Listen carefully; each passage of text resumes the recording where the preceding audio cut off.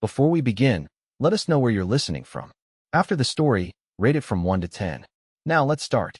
The salt-laden wind whipped across Gudmund Quillson's face as he stood at the prow of the longship, watching the fjord open before them like the jaws of some great beast. His knuckles whitened around the wood of the gunwale, his eyes narrowed against the stinging spray. Behind him, 30 warriors pulled at their oars, their rhythmic movements sending the dragon-headed vessel cutting through the dark waters toward the settlement that nestled at the base of the towering cliffs. "You've gone quiet, Gudmund," called Halvard, his oldest friend and shield brother. "Are your thoughts already on the mead we'll drink tonight, or the women we might find?" Gudmund shook his head, his long braided hair dancing in the wind. "I'm thinking of what awaits us there. This is not a raid, Halvard. We come seeking work." The words tasted bitter on his tongue. Once, he had been the son of a respected jarl, heir to lands along the eastern shores. Now, after the blood feud that had destroyed his father's holdings and scattered his kinsmen, he led a band of landless warriors, selling their swords to whoever would pay. The Saxon silver they'd won in their last raid would not last through winter. "Work pays as well as plunder, if you choose the right master," Halvard replied, clapping him on the shoulder. "And Joran says this Aelswith Volunddottir has silver enough to hire an army." "A woman," Gudmund muttered. "A Shield-Maiden who owns half the fjord, they say." "And unwed," Joran added as she approached, her own shield strapped to her back. Among Gudmund's band of 20 warriors, she was one of 3 women, all as fierce as any man, though not for lack of suitors. "They say she's as beautiful as she is wealthy." Gudmund snorted. "I care not for her beauty, only that her silver is real and her enemies numerous enough to keep us occupied." The settlement came fully into view now, larger than Gudmund had expected. Stone and timber buildings clustered around a natural harbor, smoke rising from dozens of hearths. At the water's edge stood a great longhouse, its roof ridge adorned with carved dragon heads, and beyond it, on a rise overlooking the water, a second, even grander hall. "That's where she lives," Joran said, pointing to the higher building. "The daughter of Valen the Far-Sailed. He won these lands in combat against the Jarl who ruled here, then doubled them through trade before he fell in Francia, and left everything to his daughter," Halvard mused. "No wonder every warrior from here to Uppsala has sought her hand." Gudmund turned his attention to the docks where several figures had gathered, watching their approach. "Remember," he said, pitching his voice to carry to all his warriors, "we come seeking employment, not conquest. Keep your weapons sheathed unless I give the word." They brought the ship alongside the dock with practiced precision. Gudmund leapt ashore first, followed by Halvard and Joran. The rest remained aboard, alert but relaxed, showing they meant no immediate threat. A stocky man with a silver-streaked beard stepped forward. "I am Torsten, steward to Lady Aelswith. What brings armed men to our shores?" Gudmund met the man's suspicious gaze steadily. "I am Gudmund Quillson. My warriors and I seek employment with your lady. We offer our swords in exchange for silver and shelter through the winter months." Torsten's eyes narrowed. "Mercenaries." "Warriors," Gudmund corrected, "who have fought from Northumbria to the eastern seas. We bring skill and loyalty to whoever pays our price." The steward studied him for a long moment, then the ship and its crew. "The lady has been considering hiring additional swords. The Sphere from the north have been raiding our outlying farms." He gestured toward the path leading up to the great hall. "Come, she will want to judge you herself." Gudmund nodded to Halvard and Joran to follow, instructing the others to remain with the ship. As they ascended the path, he took measure of the settlement. Prosperous, well defended, with fields and pastures stretching inland. The great hall on the hill was surrounded by a wooden palisade, with guards visible at the gate. Whoever this Shield-Maiden was, she understood power. The hall's interior was warm after the chill of the fjord wind, the central hearth casting dancing shadows across carved pillars. Tapestries depicting battles and sea voyages adorned the walls, and the smell of wood smoke mingled with the scent of roasting meat. At the far end, seated in a high-backed chair on a raised platform, was a woman unlike any Gudmund had encountered in his 30 winters. She was tall, with proud shoulders and a straight back. Her hair, the color of burnished copper, was braided elaborately and adorned with silver beads. She wore a blue wool dress with a finely worked brooch at each shoulder, and over it a sleeveless surcoat of soft leather. At her waist hung a long knife in a decorated sheath, and beside her chair rested a painted shield and a gleaming sword.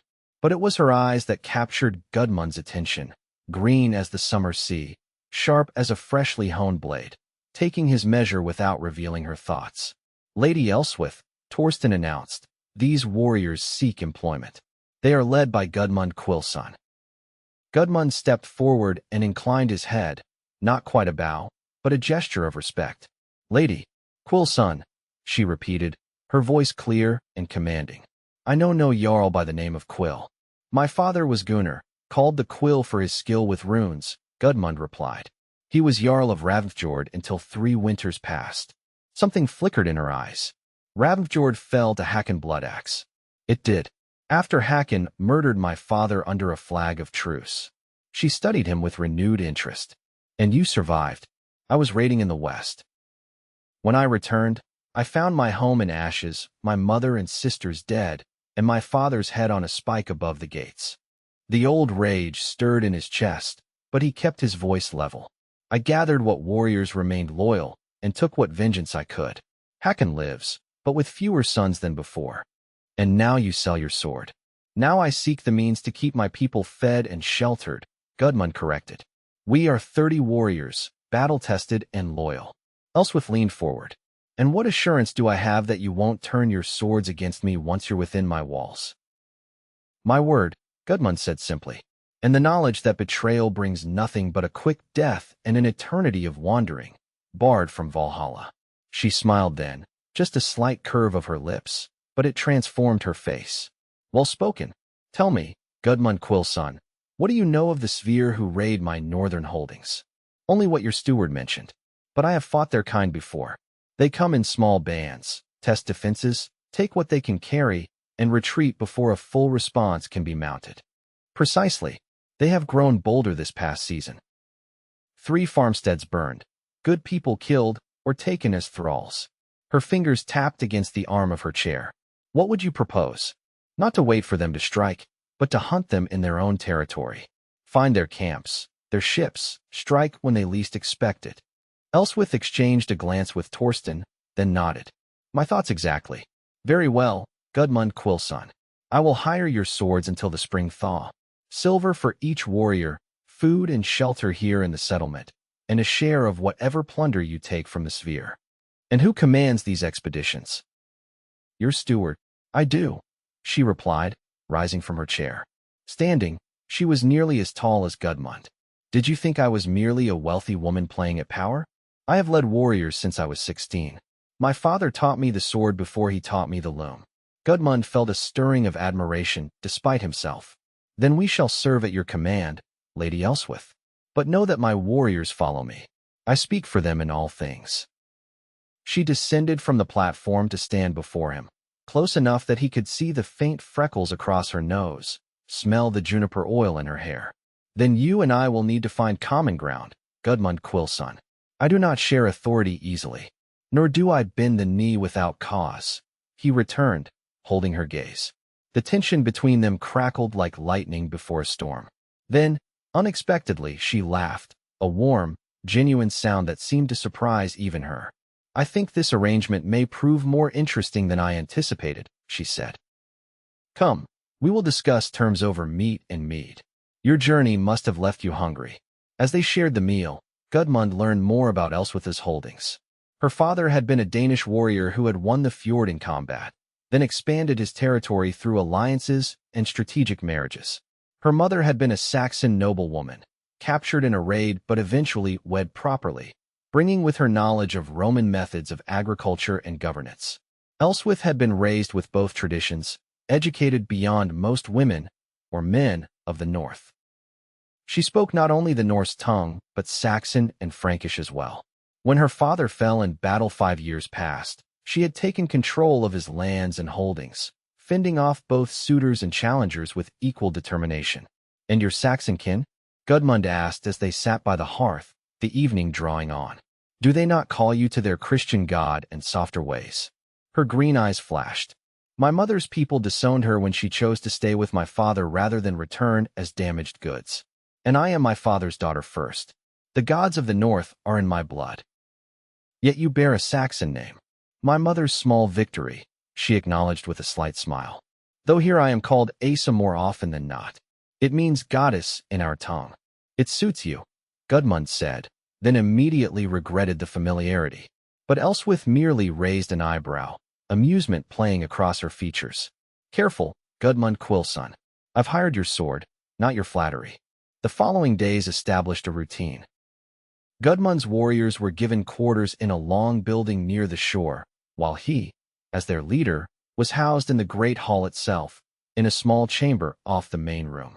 Every morning, he met with Aelswith to discuss strategy, mapping the fjord and surrounding territories, identifying likely targets for the Sphere raiders. They sent scouts northward in swift coastal boats, seeking sign of the enemy. Meanwhile, the rest of Gudmund's band trained alongside Aelswith's household warriors, sharing techniques and building the camaraderie essential for men who would soon fight together. Gudmund found himself increasingly impressed by the Shield-Maiden. She trained daily with sword and shield, moving with a grace and precision that spoke of years of discipline. Her people respected her not from fear, but from genuine loyalty. She knew the names of every warrior, asked after their families, settled disputes with a fair hand. For her part, Aelswith watched Gudmund with his warriors and saw a leader born, not made. They followed him not because he was the strongest, though he was formidable in the training ring, but because he treated them as equals, shared their hardships, and put their welfare before his own. A fortnight after their arrival, the scouts returned with news. They had discovered a Sphere encampment on a small island at the mouth of a neighboring fjord, with 3 longships pulled up on the shore. They're preparing for a significant raid, Gudmund told Aelswith as they bent over the crude map drawn by the scouts. Too many warriors for a simple farm raid. They must be planning to strike the settlement itself. Aelswith's face was grim. Then we strike first. How soon can your warriors be ready? By dawn, Gudmund replied. But we should move at night. Surprise will give us the advantage against superior numbers. She nodded. We'll take 4 ships. Your warriors and 20 of mine. The rest will remain to defend the settlement in case this is a diversion. As they prepared through the day, Gudmund noticed Aelswith was unusually quiet, her movements precise but tense. When they had a moment alone by the weapons store, he asked, "What troubles you beyond the obvious?" She glanced at him sharply, then seemed to decide something. The Sphere leader. My scouts described him, a tall man with a scarred face and a golden arm ring in the shape of a serpent. Her hand tightened on the hilt of her sword. It is Kjartan Iron Fist. He has raided my lands before. 3 years ago, he killed my betrothed and would have taken me had reinforcements not arrived. Gudmund felt a surge of protective anger that surprised him with its intensity. Then we will ensure he troubles you no more. He is mine to kill, she said, her voice hard as stone.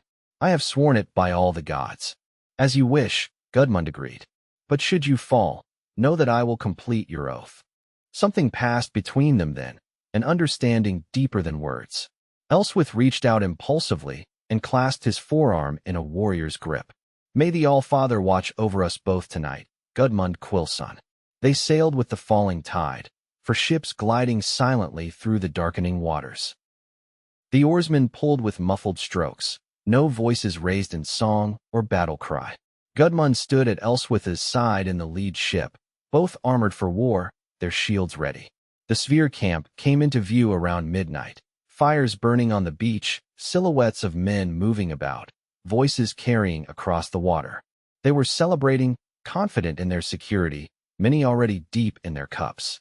Perfect, Aelswith whispered, her breath misting in the cold night air. She raised her hand, and the ships separated according to their plan. 2 to land directly on the beach, 2 to circle around and cut off escape. The attack was swift and merciless. Gudmund led the frontal assault, his warriors pouring onto the shore with weapons drawn, falling upon the surprised Sphere like wolves on a flock. Aelswith's contingent struck from the flank, pinning the enemy between the 2 forces. In the chaos of battle, Gudmund lost sight of Aelswith. He fought his way through the Sphere warriors, his axe rising and falling in a deadly rhythm. Around him, his people fought with the precision that came from years of fighting together.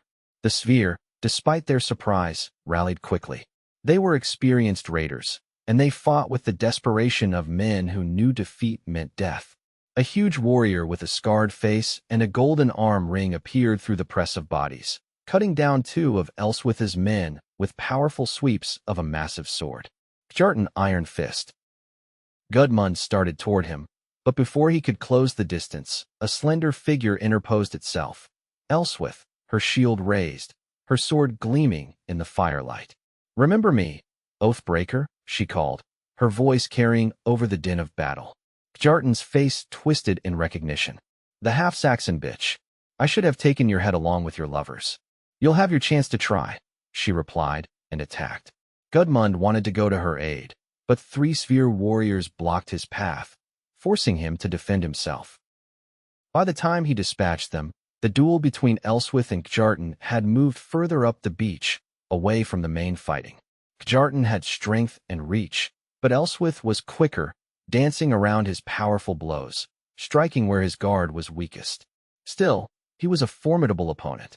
As Gudmund fought his way toward them, he saw Kjartan land a heavy blow on Aelswith's shield, splintering the wood and driving her to one knee. The sphere leader raised his sword for a killing stroke, but Aelswith rolled beneath it, coming up inside his guard. Her blade flashed, slicing across his sword arm. Kjartan roared in pain and stumbled back, his weapon falling from nerveless fingers. Aelswith stood over him, her sword at his throat. "This is for Leif," she said, and with a swift, clean stroke, took his head from his shoulders. The battle ended soon after. With their leader dead and two of their ships aflame, the surviving sphere threw down their weapons and begged for mercy. By Norse tradition, they were given a choice: death or servitude. Most chose to live, though a few proud warriors asked for weapons to die fighting. As dawn broke over the bloodied beach, Gudmund found Aelswith sitting alone on a rock, cleaning her sword methodically. Her face was spattered with blood, a cut on her cheek still seeping, but her eyes were clear. "You fought well," he said, sitting beside her. "As did you." She tested her blade's edge with her thumb. "Your warriors proved their worth tonight." "Your oath is fulfilled," Gudmund observed. "Does it bring you peace?" She was silent for a long moment. Not peace, but perhaps closure. Leif deserved better than to die on his knees. He was fortunate to have someone love him enough to avenge him, Gudmund said quietly. Aelswith sheathed her sword and looked at him directly. "It wasn't just love. It was honor. He died protecting me. I owed him blood for blood. And now we return home with victory and plunder," she said, rising to her feet. "The sphere won't trouble these waters again before spring." But something had changed between them in the shared crucible of battle. As they sailed back to the settlement, Gudmund found himself watching Aelswith not as an employer or even as a fellow warrior, but as a woman who had awakened something in him he had thought long buried, admiration that bordered on desire. The victory celebration lasted 3 days. The mead flowed freely, skalds composed verses commemorating the battle, and the warriors who had fallen were honored with proper funeral rites. Gudmund's band was now fully integrated with Aelswith's household, no longer seen as hired swords, but as comrades. On the third night, as the festivities were winding down, Gudmund found himself alone with Aelswith in a quiet corner of the great hall. Most of the revelers had succumbed to exhaustion or drink, sprawled on benches or in corners, snoring contentedly. "Your warriors have proven their worth," Aelswith said, refilling his horn with mead. "I would have you stay beyond the spring." Gudmund raised an eyebrow. "As hired swords." "As settlers," she replied. "There is land to the east, good farmland that needs protection. It could be yours to hold in my name." The offer was generous, more than generous. A chance for his people to put down roots again, to build something lasting. Yet Gudmund hesitated. "Why offer this?" he asked. "There are jarls who would give their sword arms for such a grant." Aelswith's gaze was steady. "Because I trust you. Because your warriors are loyal and skilled. Because," she paused, seeming to choose her words carefully, "because I see in you a man who understands honor as I do." "And nothing more?" The words escaped before Gudmund could reconsider them. She looked away, her profile sharp in the dying firelight. "What more would you have me say, Gudmund Quillson? That I find you unlike other men? That when we fight side by side, I feel a kinship I have not known since my father fell?" Her voice lowered. "That I watch you when you think I don't?" The confession hung between them, delicate as a soap bubble, dangerous as a naked blade. Gudmund reached out slowly and turned her face back toward his. "I would have you say only what is true, Aelswith Volunddottir. Truth is a luxury for those who don't bear the weight of a holding, of people who depend on them." But she did not pull away from his touch. "I cannot afford to choose based on my heart alone." "And what does your heart say?" Gudmund asked, his voice rough with emotion he no longer tried to hide. Instead of answering, she leaned forward and pressed her lips to his. A kiss that began tentatively, but quickly kindled into something fiercer, more demanding. When they finally broke apart, both breathing heavily, Aelswith's eyes were dark with desire and conflict. "My heart speaks too loudly," she whispered. "But my head reminds me that you are landless, with blood feuds unresolved. That to choose you would mean risking everything my father built." Gudmund understood then the true nature of her offer. Land for his warriors, security for his people, but at the cost of setting aside his vengeance against Hakon Bloodaxe. At the cost of accepting a position subordinate to hers, holding land in her name rather than his own. Pride warred with newfound feelings. He had never expected to find a woman like Aelswith, never thought to feel this stirring of the heart again after losing everything to Hakon's treachery. Yet the oath of vengeance had sustained him through the darkest times. Could he abandon it now? "I need time," he said finally. "This is not a decision to make in haste." Aelswith nodded, composing herself. "Of course, the offer stands regardless of other considerations." She rose gracefully. "Sleep well, Gudmund Quillson." As winter settled over the fjord, freezing the waters and blanketing the land in snow, life in the settlement turned inward. Hunting parties ventured out for game. Ice fishing provided fresh fish, and the stores of grain and preserved meats ensured no one went hungry. In the great hall, people gathered around the central hearth, sharing stories, working on crafts, maintaining weapons and tools. Gudmund and Aelswith maintained a careful distance in public, their interactions formal and focused on the business of running the settlement and planning for spring.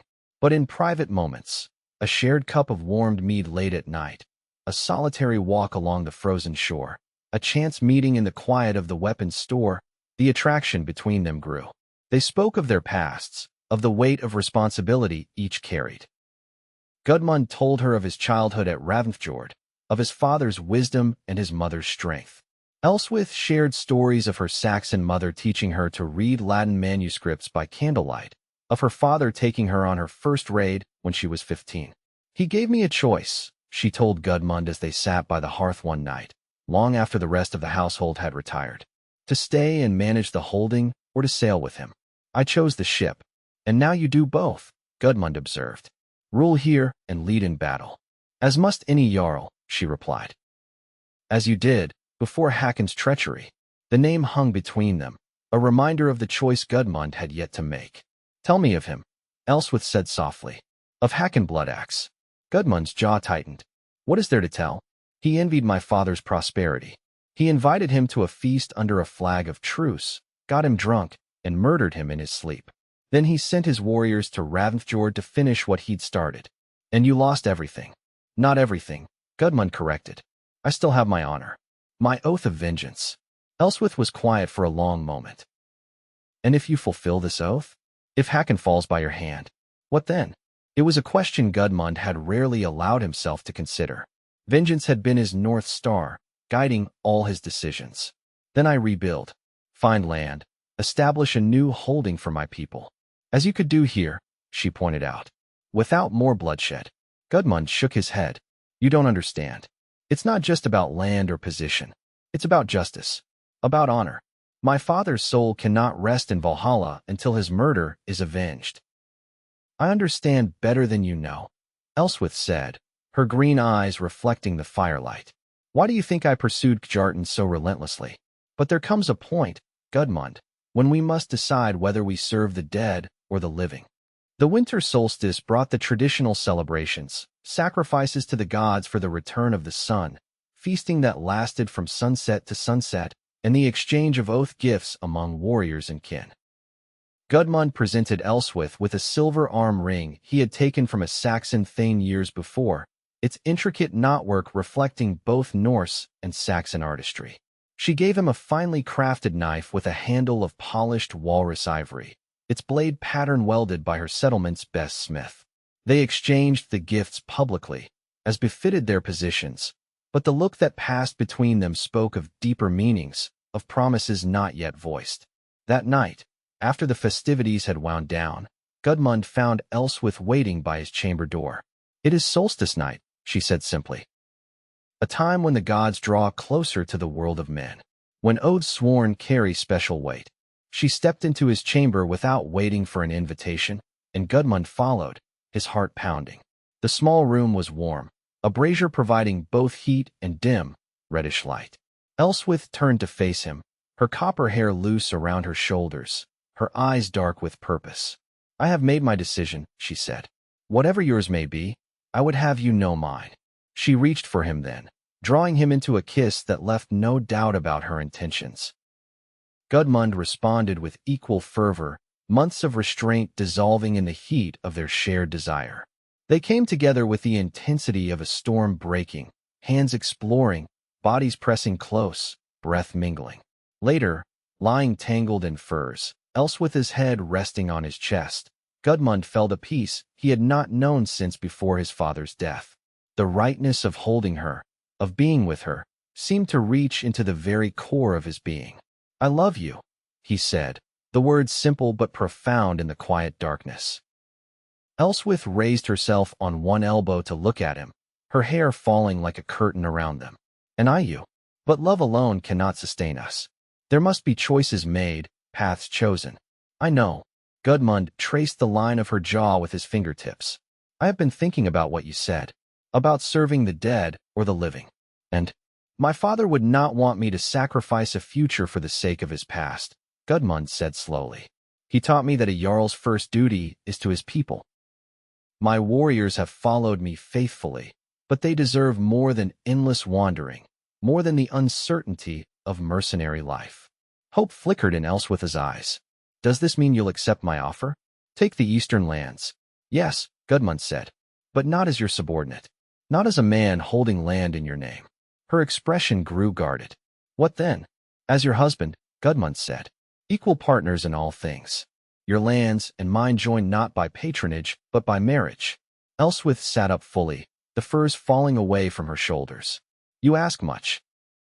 "I ask for what is right," Gudmund countered. "You are the daughter of a great jarl. I am the son of another. Together, we could build something stronger than either could alone. And Hakon, your oath of vengeance."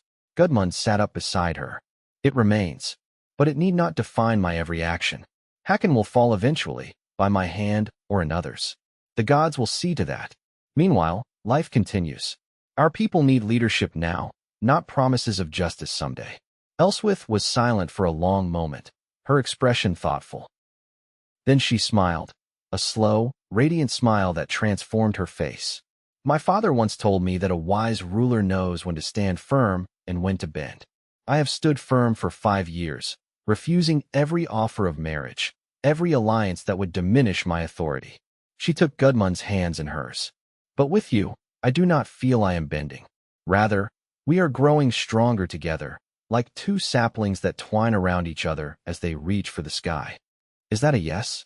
Gudmund asked, his heart full. "It is," Aelswith replied. "I will marry you, Gudmund Quillson. We will join our holdings and our lives.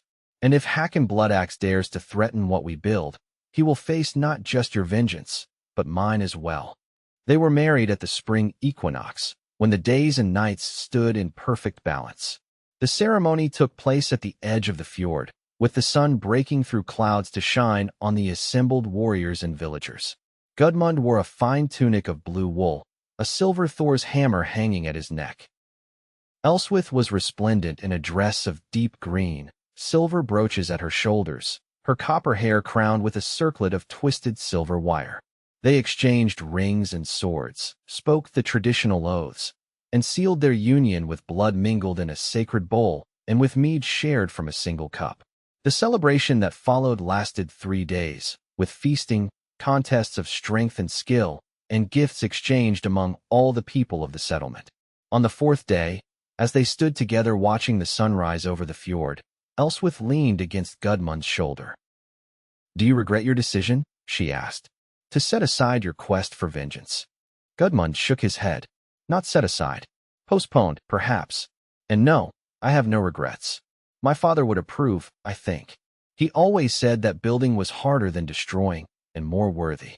We will build something great here," Aelswith promised. "Something that will outlast us both." "We already have," Gudmund replied, placing his hand gently on her belly, where the first swell of new life was beginning to show. "This is just the beginning."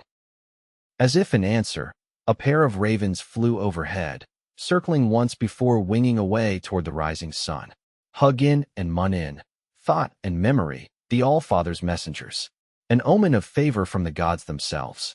Gudmund drew Aelswith closer, thinking of the strange paths that had led him here. From Jarl's son to landless warrior, from hired sword to husband and father-to-be.